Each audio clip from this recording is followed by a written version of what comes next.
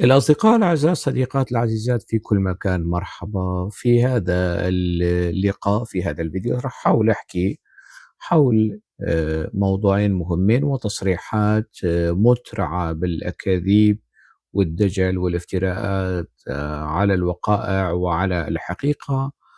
مصدرها الرأس دبلوماسية نظام أبو محمد الجولاني أسعد الشيباني، و رأس الهيئة الاستشارية لأبو محمد الجولاني، وأقصد القاعدي والإرهابي السابق والحالي، حاليا كمان إرهابي، موفق زيدان. فآمل منكم سعة الصدر وأخذ هذه المعلومات وهذه الآراء والانتقادات يعني على محمل الجد والأخذ والرد بما لديكم من آراء وأفكار مناقضة مفندة أو داعمة ومنسجمة. لنبدأ بالشيباني. أمريكية، لكن الاجتماع كان يضم الطرفين السوريين، الدولة السورية ممثلة بفخامة الرئيس أحمد شرع، وأيضا الجهة الممثلة لقسد مظلوم عبده.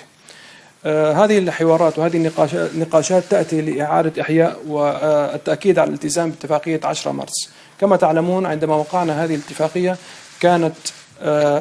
كانت هذه المبادرة من الدولة السورية تعبيرا وتأكيدا على أحقية الحوار والدبلوماسية، وأيضا حل الأمور المتعلقة لتوحيد سوريا بالطرق الهادئة والطرق التي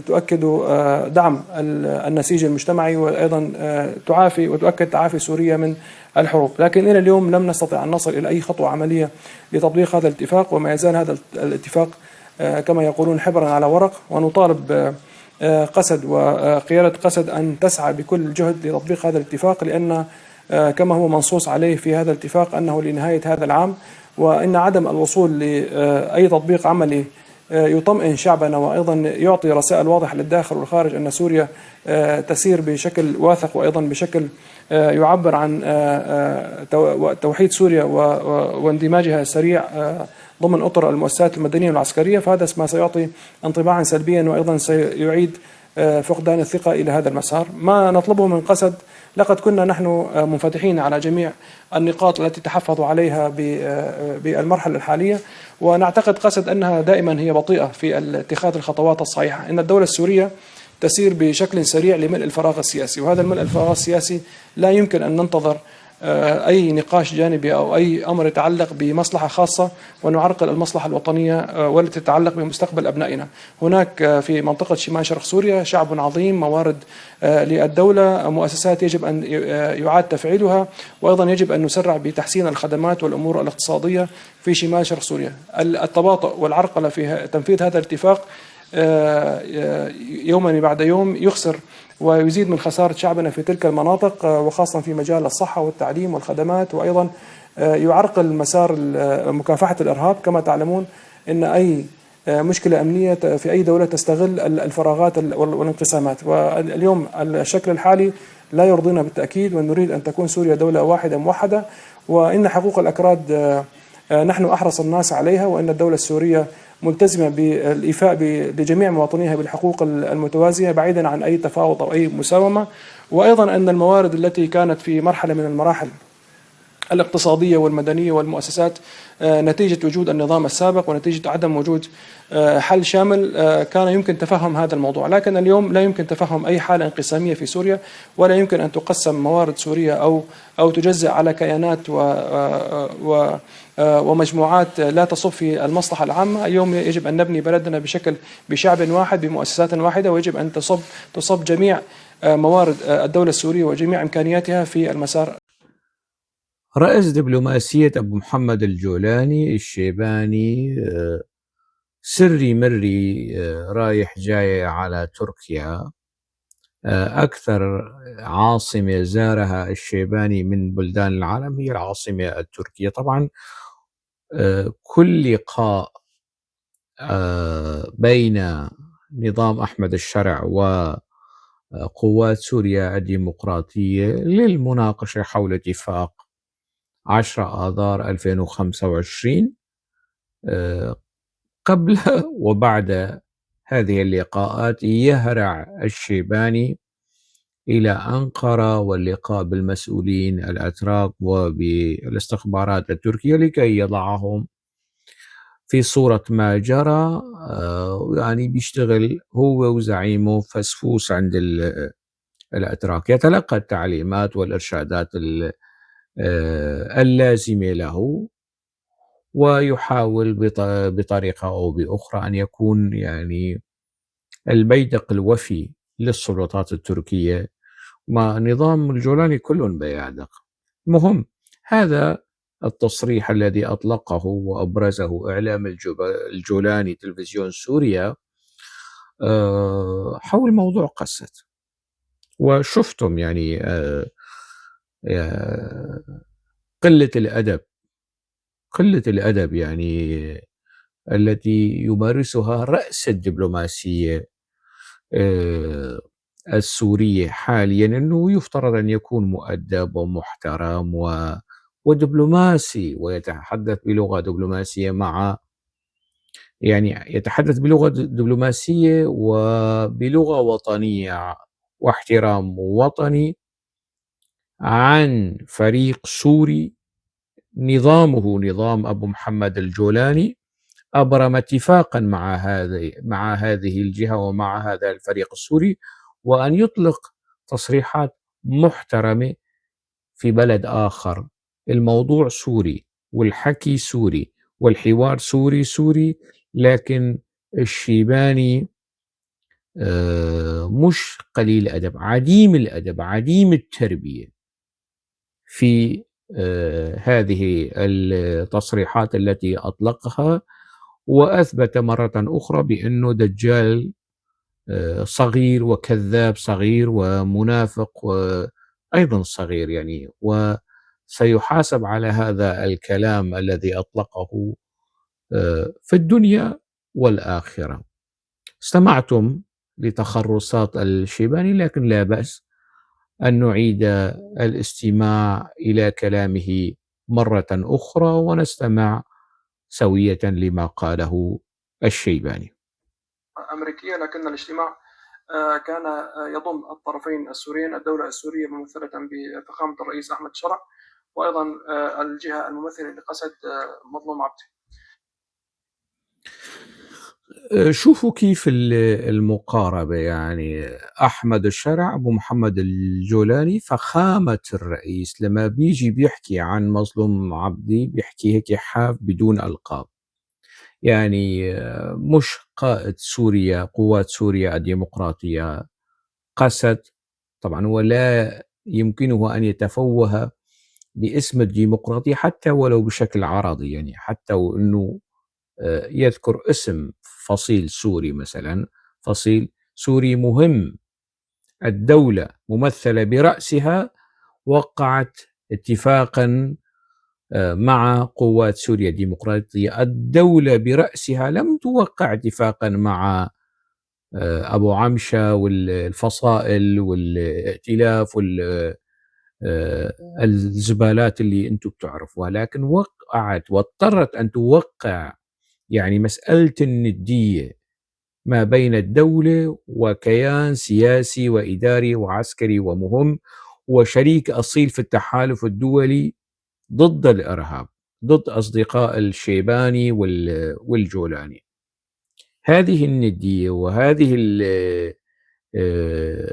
يعني يفترض أو تملي أو توجب الشيباني أن يتحدث باحترام، يعني بإمكانه أن يقول السيد مظلوم عبدي، الجنرال مظلوم عبدي، أو ما بيحب كلمة الجنرال السيد مظلوم عبدي، يعني ما بيحب كلمة الأستاذ سيد، يعني عادي يعني، لكنه لأنه تافه ووضيع وقليل أدب. يعني هلا أنا على المستوى الشخصي هو الشنغوسي الكاتب السوري الكردي بنادي مظلوم عبدي باسمه الحافة، أنا حر، أنا لا أمثل تنظيما سياسيا أو جهة سياسية، أمثل نفسي. بقول عن أبو محمد الجولاني أبو محمد الجولاني، بقول عنه الإرهابي القاتل الرئيس السوري فخامة الرئيس، أنا حر في إطلاق التوصيفات. بقول عن الشيباني سعادة وزير الخارجية السوري، بقول عنه قليل أدب وتافه. أنا حر.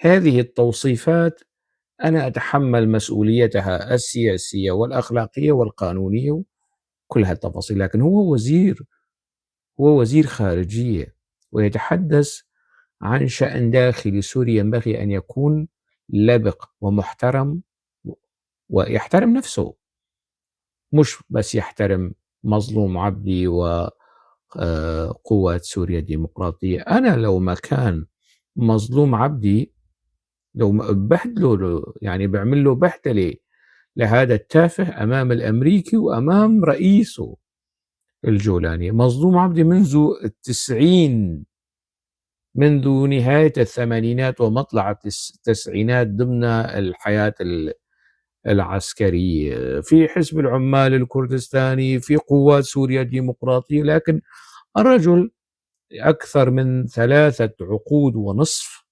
وهو داخل الحياة العسكرية. يعني واحد لو ملازم أول ضمن السلك العسكري، للآن كان رتبته يعني عماد أو فريق، يعني 35 سنة خدمة في الإطار العسكري. ماذا تمثل يعني الخبرة العسكرية للجولاني على الشيباني على أبو قصرة أمام خبرة مظلوم عبدي؟ وأنا لا أمدح، لكن أنا أقارن.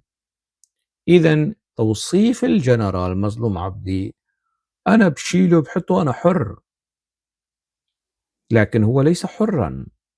من باب اللباقة والحصافة الدبلوماسية والاحترام الوطني، يعني إما أن يقول الجنرال مظلوم عبدي، وهذا توصيف لم يطلقه مظلوم عبدي على نفسه، إنما الأمريكيين أطلقوا عليه هذا التوصيف.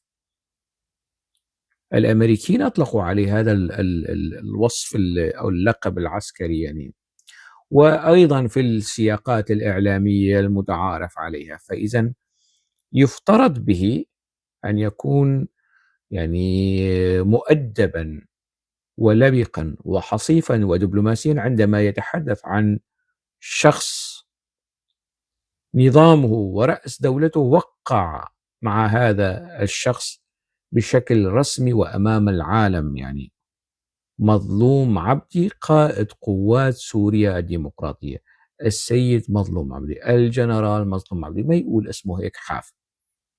هو مش لا على الصعيد السن ولا على صعيد الخبرة ولا على صعيد التجربة ولا على صعيد الوزن والدور. مظلوم عبدي جزء أصيل من التحالف الدولي المناهض للإرهاب، والشيباني والجولاني كانوا أجزاء أصيلة في الخندق الآخر، في المقلب الآخر، ضمن التنظيمات الإرهابية اللي كان يحاربها مظلوم عبدي.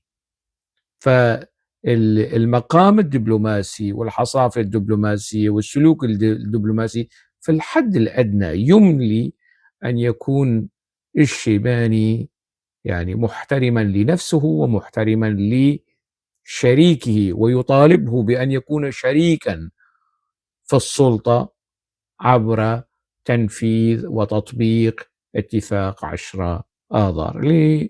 لنستمع يعني ما قاله الشيباني. هذه الحوارات وهذه النقاشات تأتي لإعادة إحياء والتأكيد على الالتزام باتفاقية 10 مارس. كما تعلمون عندما وقعنا هذه الاتفاقية كانت هذه المبادرة من الدولة السورية تعبيرا وتأكيدا على أحقية الحوار والدبلوماسية. وأيضا طبعا هذا كذب، هذه لم تكن مبادرة من الدولة السورية، هذا كان بضغط أمريكي وكان بضغط تركي.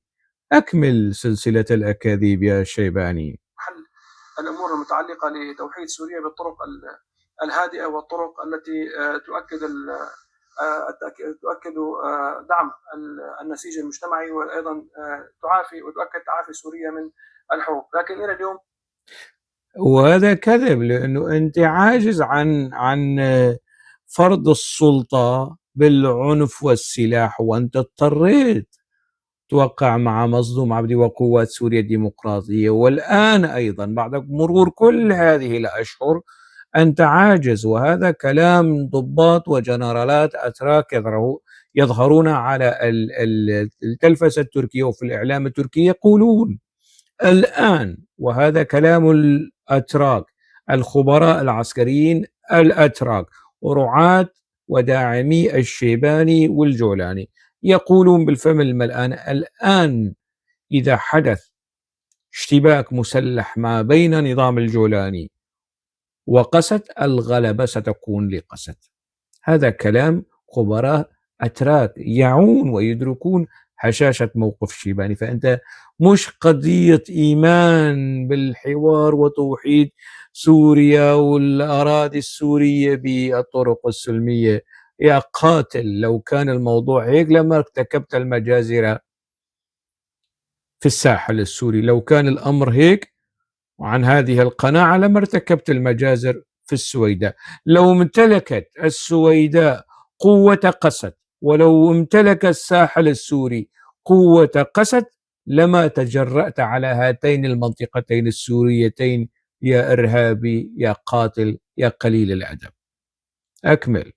لم نستطع أن نصل إلى أي خطوة عملية لتطبيق هذا الاتفاق، وما يزال هذا الاتفاق كما يقولون حبرا على ورق، ونطالب قسد وقيادة قسد أن تسعى بكل جهد لتطبيق هذا الاتفاق، لأن كما هو منصوص عليه في هذا الاتفاق أنه لنهاية هذا العام، وإن عدم الوصول لأي تطبيق عملي يطمئن شعبنا وأيضا يعطي رسائل واضحة للداخل والخارج أن سوريا تسير بشكل واثق. وأيضا طبعا التكرار والضخ الإعلامي أنه قسد تتحمل مسؤولية تعطيل اتفاق 10 آذار، هذا التكرار وهذا الكذب وهذا الافتراء بالتقادم والشيوع والتداول يتحول إلى حقيقة، يتحول إلى قناعة لدى الناس.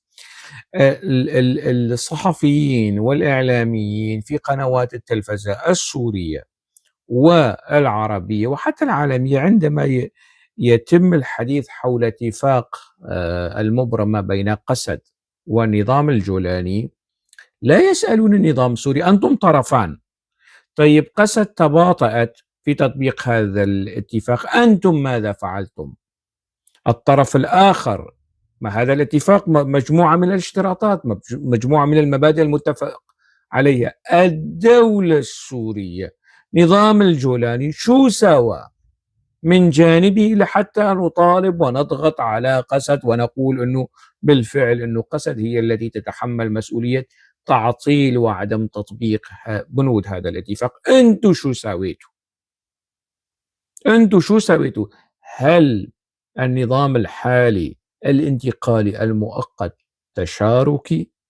هل هنالك حضور للسويداء، للساحل السوري، للمسيحيين؟ ما تجيبوا لي كم واحد لألوء تافه حقه فرنجين منبوذ بعثيين سابقين وجولانيين حاليين وتسموهم ممثلين للأقليات، يعني لا الدروز ولا العلويين ولا الكرد.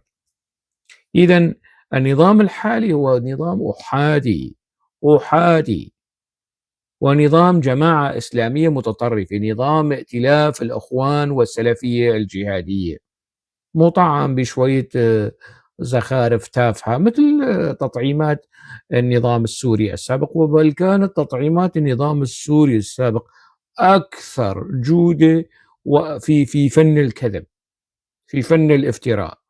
أنتم حتى فاشلين في الكذب كمان. يعني أنتم ماذا فعلتم؟ يعني الطرف الآخر برلمان معين سميتوه انتخابات، حوار سميتوه حوار وطني وهو لا يعني أهلية بمحلية، كل من جماعتكم من نفس الطينة، من نفس العقلية والذهنية. شو بدكم كمان؟ يعني حكومة من لون واحد، عبث بالتاريخ السوري، إلغاء لعيد الشهداء إرضاء للتركي، إلغاء لذكرى حرب أكتوبر وانتصار أكتوبر إرضاء للإسرائيلي. شو بدكم يعني أنتم فيما يتعلق بهذا الاتفاق ماذا حققتم؟ ماذا فعلتم؟ ماذا سعيتم لكي نقول نركز جل النقد بحق قسد؟ ما أنتم ما سويتوا، أنتم مش بس ما طبقتوا الاتفاق، طبقتم ومارستم ما يناقض هذا الاتفاق، وهذا ما لا يصار إلى عرضه في الإعلام والتركيز على قسد وأنه قسد تتحمل المسؤولية. شوفوا أكاذيب هذا الكبير دبلوماسية الكذب والافتراء والتضليل الشيباني. بشكل يعبر عن توحيد سوريا واندماجها السريع ضمن اطر المؤسسات المدنيه والعسكريه، فهذا ما سيعطي انطباعا سلبيا وايضا سيعيد فقدان الثقه الى هذا المسار. ما يا حضرة وزير الدبلوماسية، أي ثقة تأتي وتتحدث عنها؟ أنت مقترف ومرتكب جرائم في حق الساحل السوري وفي حق السويدة وفي حق حتى منطقة شرق الفرات. تزعل من قسد تبعد أبو عمشة على سد الفرات، تزعل من قسد تبعد أبو عمشة على أحياء الكردية في الأشرفية والشيخ مقصود، تمارس الترهيب والترغيب، تمارس الضغط على قسد عن طريق التركي. أنت لا تمتلك تلك القوة التي تضغط بها على قسد، تستعين بالتركي ضد أبناء شعبك. يا تافه، أنت ابن المنطقة كمان، أنت ابن، ويقال بأنك كردي. يعني لعنك الله يوم ولدت ويوم تموت ويوم تبعث حيا. يا دجال يا منافق يا قليل الأدب. الشيباني وزير خارجيتنا يعني، وبيكذب وخلاص يعني، وبيعرف يغمز في الأمم المتحدة. يعني مستوى من التفاهة وصلنا إليها، بحيث أنه أبو محمد الجولاني صار رئيس سوريا وهذا الشيباني الإرهابي صار وزير خارجية. أكمل.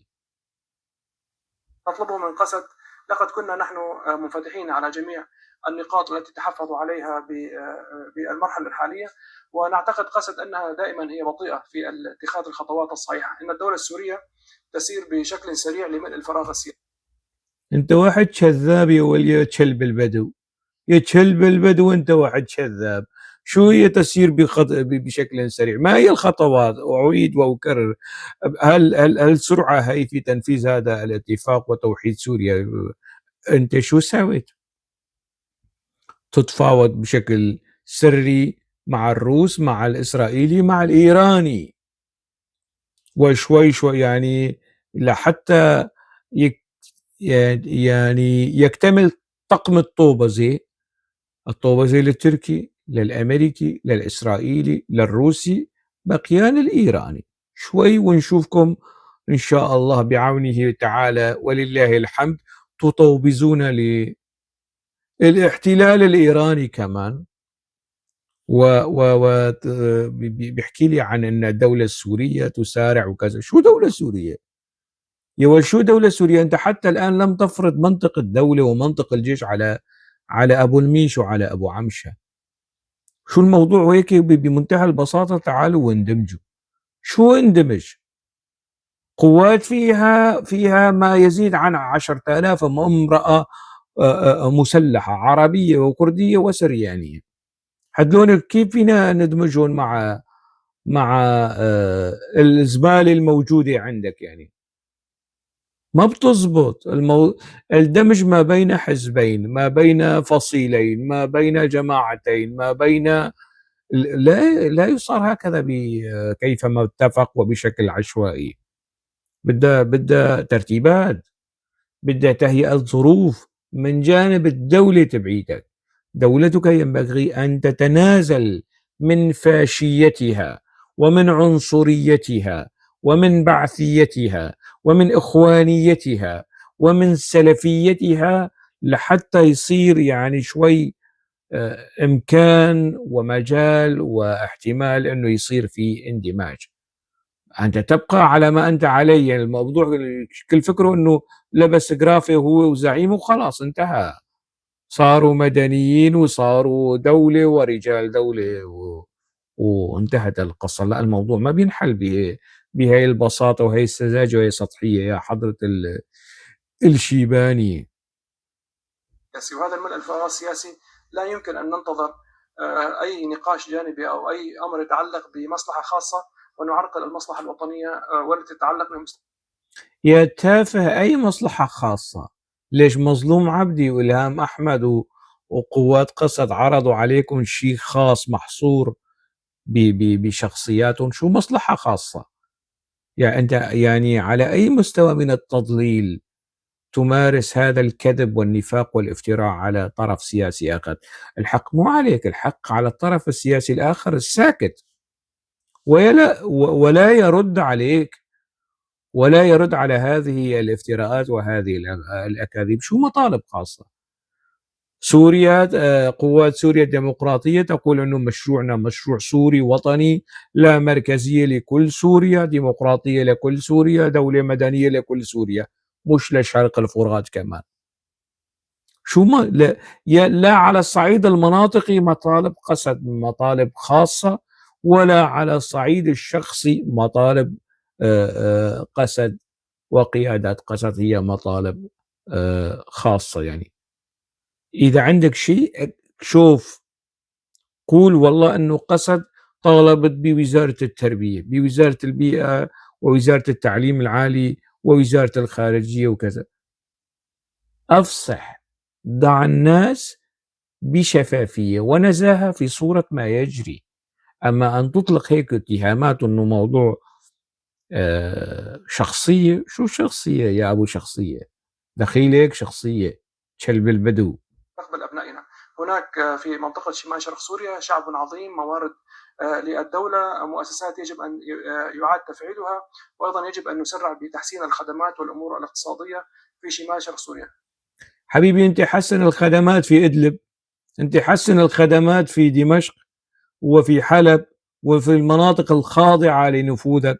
الخدمات سيئة في مناطق شرق الفرات، نعم، لكن أنت أعطينا نموذج يغري سكان شمال شرق سوريا بنظامك. قدم الخدمات للمواطنين اللي تحت سلطتك، أقنعنا بهذه الخدمات.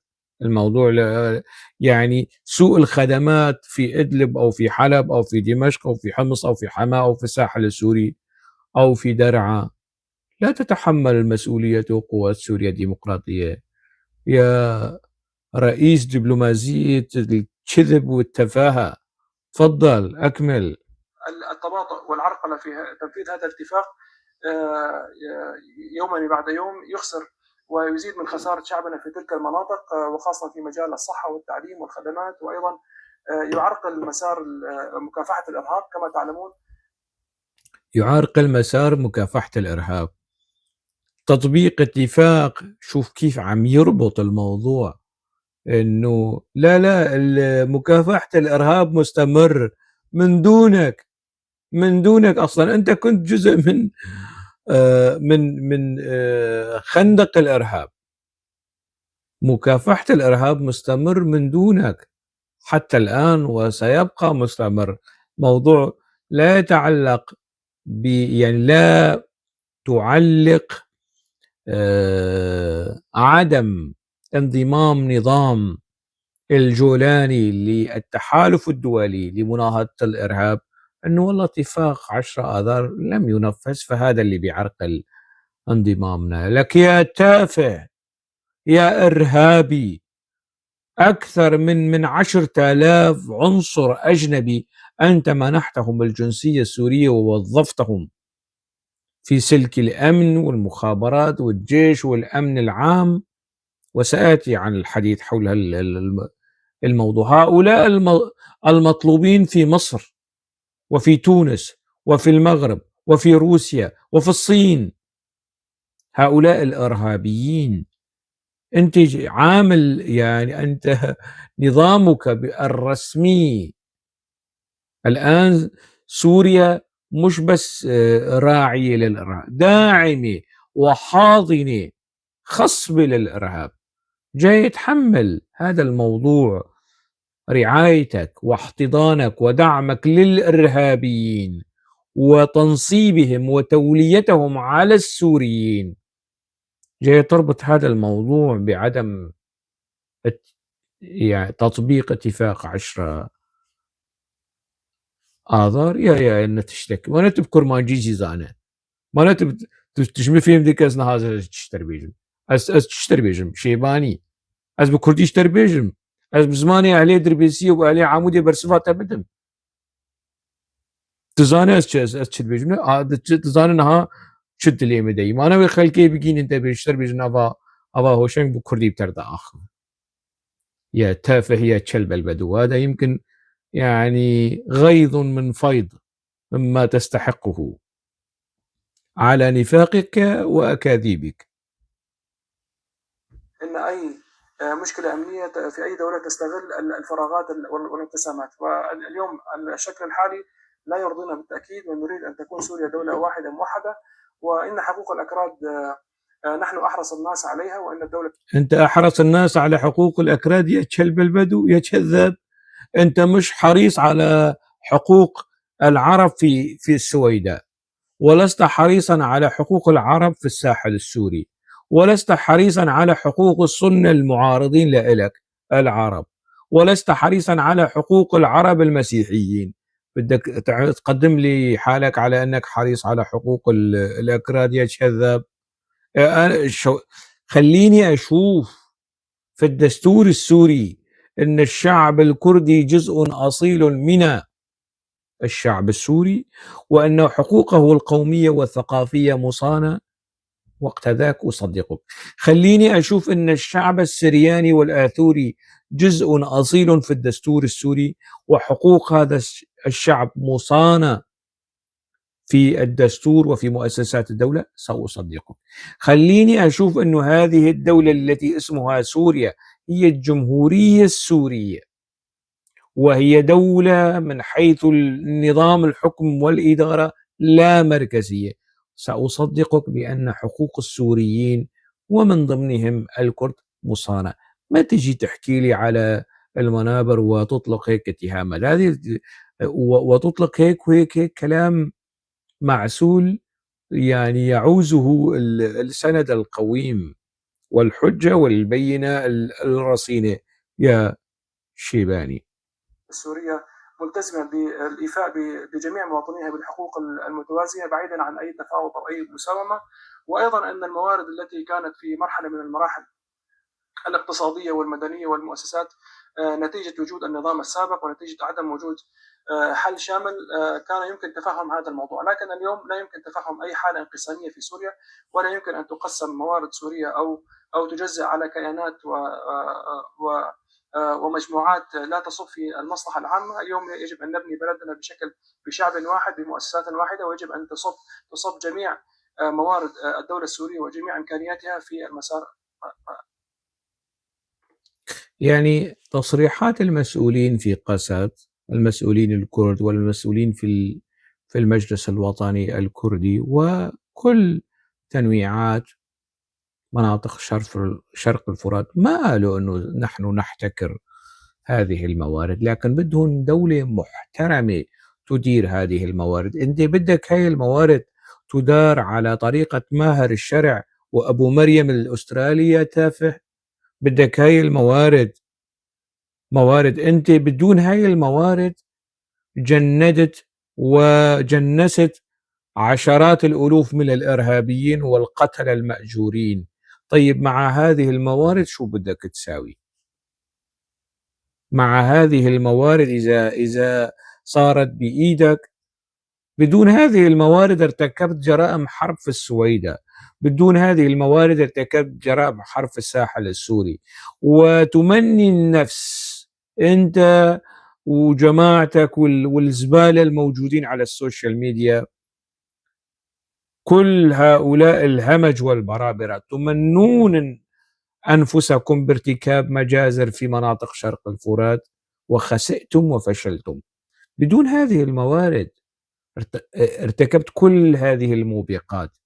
بدك هذه الموارد تجي تصب في طاحونة الإرهاب التي يتزعمها أبو محمد الجولاني وأسعد الشيباني، أعطني دولة محترمة واحترم حالك أولا، أعطني دولة ونظاما محترما حقيقيا وطنيا ديمقراطيا عادلا منصفا، وقت ذاك تعال وتحدث عن الموارد. يا أبو شو بيسموك أنت لما كنت بإدلب، لما كنت ضمن داعش وجبهة النصرة، لماذا كنت تكنى أيها الجهادي، أيها الإرهابي، أيها الملطخة يديه بدماء العراقيين واللبنانيين والسوريين؟